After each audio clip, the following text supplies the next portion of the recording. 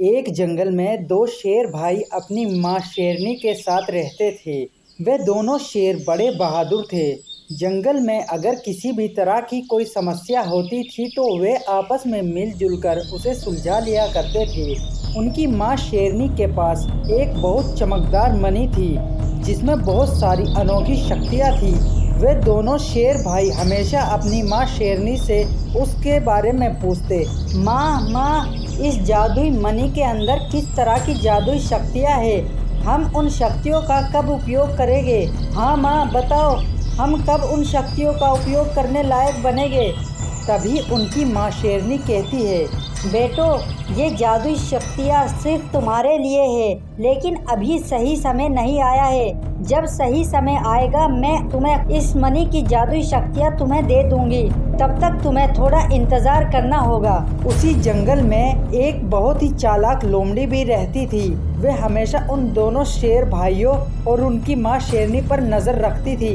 वे चाहती थी कि वे जादुई मणि उसके पास आ जाए ताकि वे उसकी शक्तियों से एक बड़े ही खतरनाक जानवर को जिंदा कर सके, जिससे वे उस पूरे जंगल पर राज कर सके।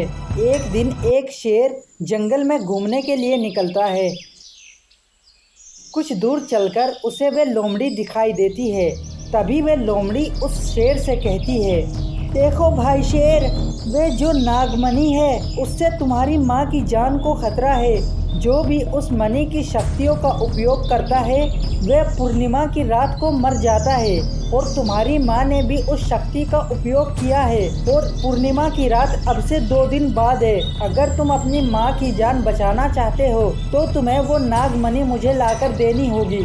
ये बातें सुनकर वे शेर बहुत डर जाता है और वे उस लोमड़ी से अपनी माँ की रक्षा करने के लिए कहता है, लोमड़ी बहना, मैं तुम्हें वे नागमणि लाकर देता हूँ, लेकिन कृपया तुम मेरी माँ की जान की रक्षा करो। ये बोलकर वे शेर उस नागमणि को उठाकर उस चालाक लोमड़ी के पास ले आता है और उस लोमड़ी को दे देता है,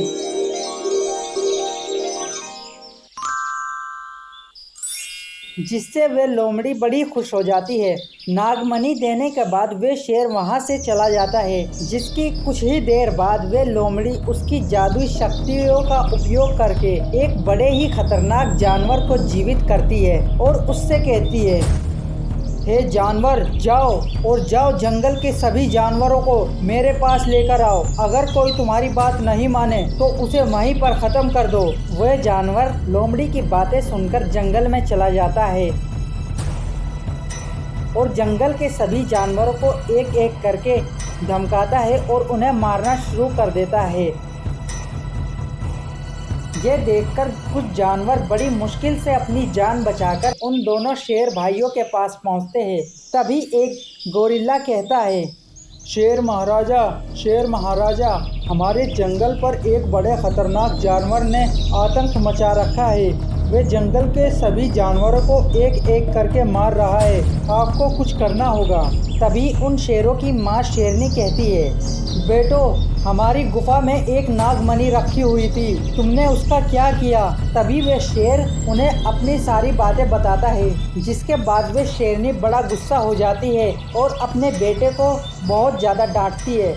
और तभी वे उन दोनों शेर भाइयों से कहती है, बेटो, अगर तुम्हें उस जानवर से जंगल की रक्षा करनी है तो तुम्हें कुछ जादुई शक्तियों का उपयोग करना पड़ेगा, क्योंकि उस जानवर के अंदर उस नागमणि की जादुई शक्तियाँ हैं। तभी वे शेरनी अपने दोनों बेटों को जादुई शक्तियाँ देती है।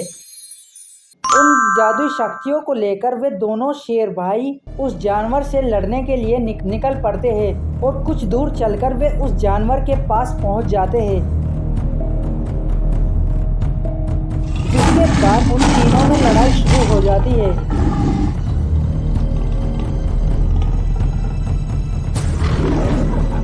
और वे दोनों शेर उस खतरनाक जानवर को अपनी शक्तियों से मार देते हैं, जिसके बाद वे जंगल के सभी जानवर बड़े खुश हो जाते हैं और वे शेर अपनी माँ से अपनी गलती की माफ़ी मांगता है और ऐसा कभी ना करने का वचन देता है।